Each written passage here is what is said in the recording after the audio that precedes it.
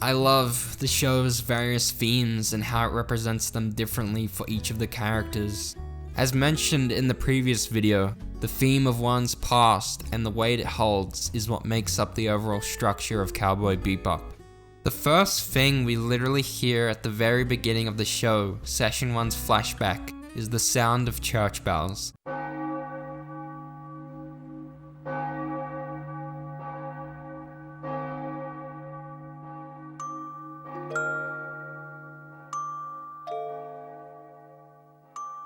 This sound sets up the show's major theme, as in some religions, church represents the three aspects of our lives, which make up our life as a whole, and when looked back on, form our past.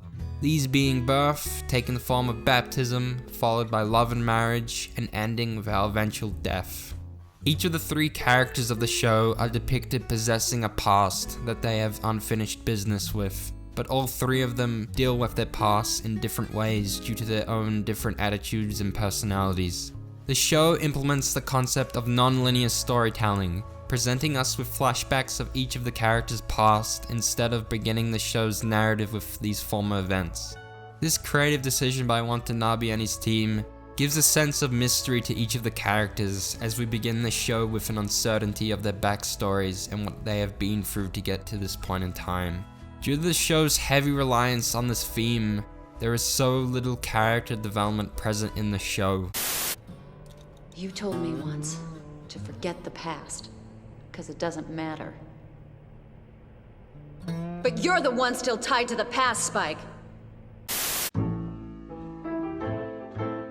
Spike's inability to move on from his past makes him a static character, opposed to most protagonists in fiction being dynamic. His character has already gone through his arc during his former life, which both he and the show, from a storytelling perspective, are not too interested in due to the way it entails. Due to its non-linearity, I might as well go into a brief summary of Spike's former past.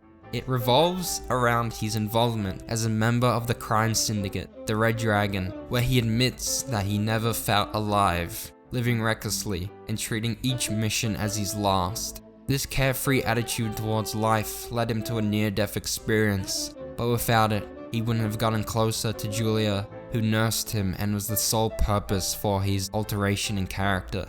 Because of this, Spike came to realize that Julia is someone worth living for, the only person that made him feel alive.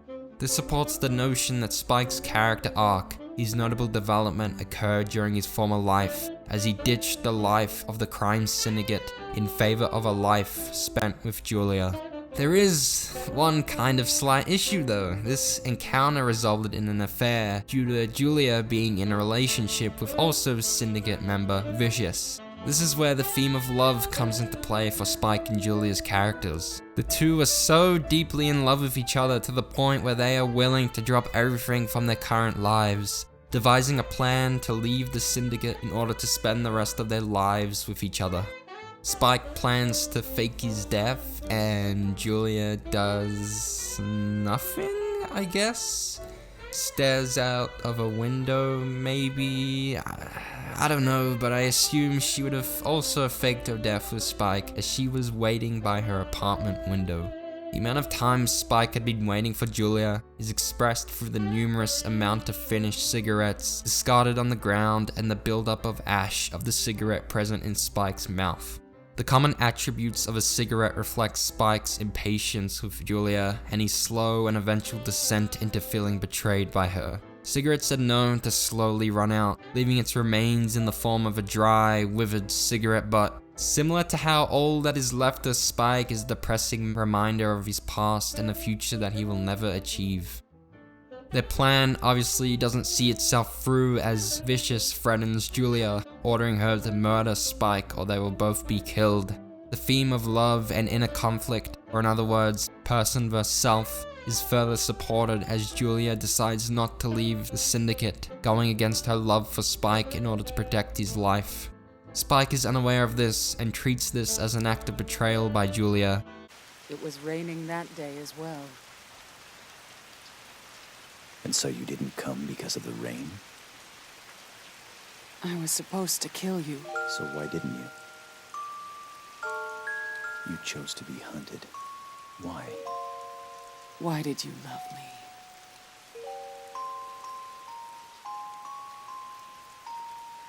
He no longer waits for both Julia and the promise of freedom that their lives would have entailed. Spike, treating this as an act of betrayal, is made apparent in Session 1, stating, One more time. What's that? I was killed once before. By a woman. This obviously doesn't mean Julia physically killed him, but instead mentally killed him, informing us that he treats the pain caused by the betrayal similar to the pain experienced through death, still dwelling on it after all these years.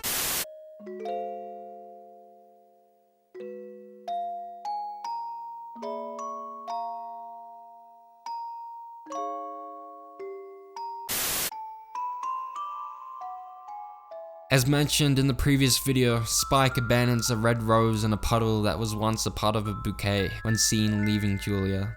The rose represents an aspect of Spike's life as a whole, this being his loving relationship with Julia that he was willing to suddenly throw away as if it no longer meant anything to him. This conveys the notion he has carelessly given up longing for a life of freedom spent with Julia. The fact that Julia goes out of her way to retrieve this very rose shows her moral intentions, as she, unlike Spike, is not willing to throw away their loving relationship.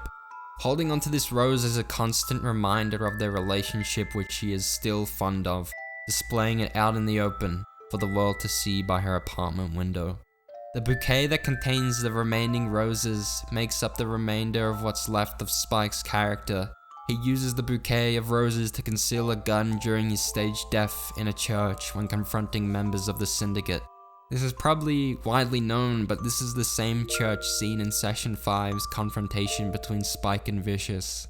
The notion that the bouquet represents all that is left of Spike relates to the fact that he uses the bouquet during his fake death, literally attempting to rid himself all that is left of him in reference to his life in the syndicate and time spent with Julia.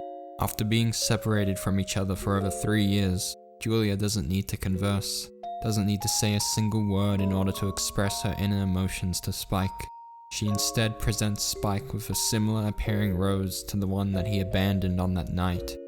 She does so knowing that the rose represents their former, loving relationship, offering it to Spike in an attempt to reform their fractured love for each other. Spike is depicted picking up the rose without any hesitation, expressing that he is more than willing to reform what they once had. I hate that story. I never liked cats, you know that. Oh yeah, that's right.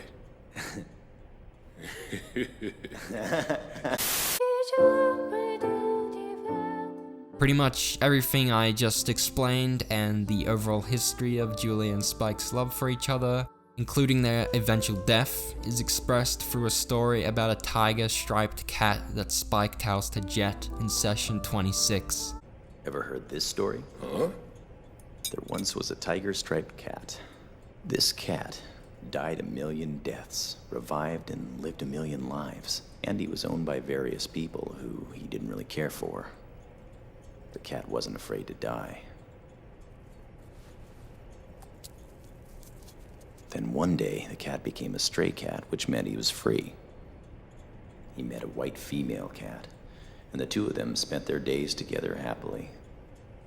Well, years passed, and the white cat grew weak and died of old age. The tiger-striped cat cried 1,000,000 times, and then he died too. Except this time, he didn't come back to life.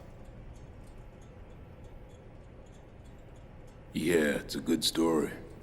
What's important here, other than what's being said, is that this is the moment Spike finally opens up to Jet, and us, the audience. But here's the thing, Spike is masking his past with this story, disallowing Jet to understand that Spike is referring to himself. Even after working together for 3 years, and Spike knowing this is his final time speaking to Jet, the sheer amount of weight that his past holds causes Spike to not feel comfortable in directly telling Jet.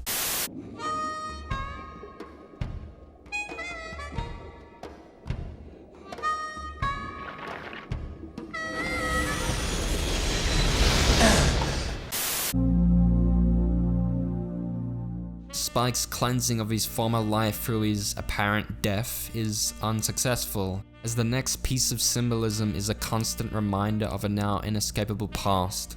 Instead of relating to Spike's character, this symbol goes above and beyond. It actually belongs to Spike, this being his artificial eye that is assumed to exist as a result of his failed attempt to cleanse himself during his fake death. When juxtaposed to his real eye, we are able to derive that the pair of eyes represent the duality of Spike's conflicting stages of life, being his past, which he can't seem to rid himself of, which overthrows his current state, his present. His non-artificial eye is literally a constant physical reminder of his past which he can't remove himself of. Because of this, Spike treats his present self as living in a dream, as if it doesn't exist or that he cannot be fully present in reality due to his inability to remove himself from his former life that blinds him from reality. This is supported in session 26 of the show, where Spike finally opens up to Faye, stating, I've been seeing the past in one eye and the present in the other. So I thought I could only see patches of reality, never the whole picture.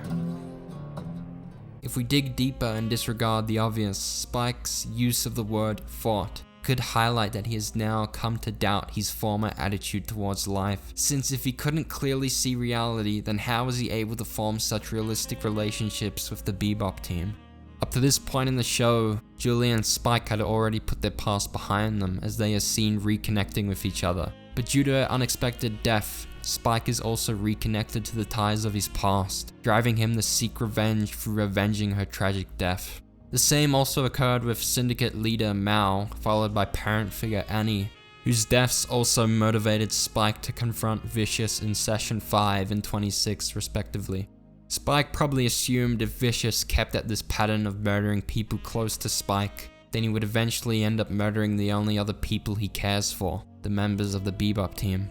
This nightmarish assumption of Spike being a liability for those he loves is literally brought into reality in Session 25. The Syndicate are seen raiding a bar that both Spike and Jet are in, causing Jet to get shot in the leg. Sure, both Spike and Jet are constantly depicted taking a number of bullets throughout the show, for them to later possess very few scratches or even a lack of in a following scene. However, this is the one instance where Watanabe breaks tradition, drawing attention to Jet's injury. As Spike struggles to support Jet as he carries him out of the bar, we are presented with a lengthy close-up shot of Spike's face, possessing nothing but pure aggression.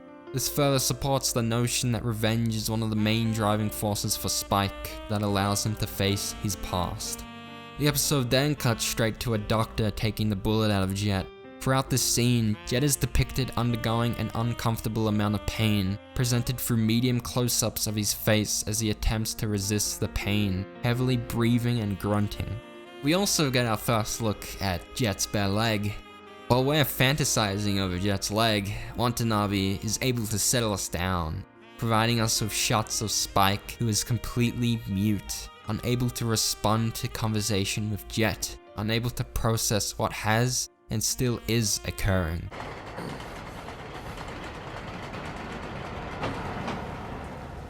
If we backtrack to the scene between Faye and Spike in Session 26, Faye then questions Spike's choice to put his life on the line, to which he replies with, I'm not going there to die. I'm going to find out if I'm really alive. I have to do it, Faye. This ties back to the notion that Spike doesn't truly feel alive due to his preoccupation with his past and can only feel alive once he breaks the last tie to his past, being Vicious, even if it results in a probable death. Furthermore, Spike informing Faye that he has to implies that he has no other choice and that he can no longer continue living carrying the weight that his past entails. The symbolism of Spike's eye is even supported a lot earlier into the show, Session 5 to be exact. The confrontation in the church between Spike and Vicious is the first of very few instances where Spike is depicted confronting his past head-on. When Spike is depicted falling from the church window, we see fragments of the glass reflected in Spike's left eye, his non-artificial eye, followed by the scene intercutting between Spike's past and present. This further evokes the idea that Spike witnesses the past in the eye that was present during those events of the past, and makes out the present with the eye that was not there during those events. Also, the fragments of the glass cut straight to Julia shredding the notes Spike left her, causing the pieces of paper to match the shape of the glass fragments, a possible cause to why Spike suddenly experiences these flashes of memories. The symbolism of Spike's eyes is later apparent at both the beginning and end of Spike and Vicious's final battle. At the beginning, Spike is shown attempting to aim at Vicious using his artificial right eye as he closes his left eye in concentration. This decision to have Spike close his eye tied to the past adds to the notion that his right eye focuses on the present, since he uses it to carry out this act that occurs in the present.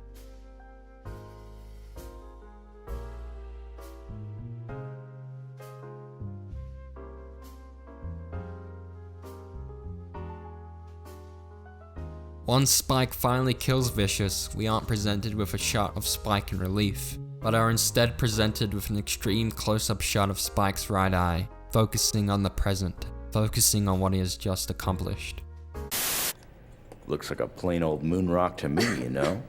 Hey, how much is it worth if we try to sell it? All right. You two smoke outside if you need to smoke. The final object of symbolism that possesses ties not only to Spike's character, but also to Faye and Jet, would be their overconsumption of cigarettes. You can look at cigarettes as a homage to noir films of the past. However, Cowboy Bebop implements a layer of symbolism towards the object due to how it relates to all three of these characters, since the show's theme applies to all three characters. As mentioned in the previous video, the characters use bounty hunting to preoccupy themselves from their past. But when things get too out of hand, they retreat to cigarettes to numb their pain.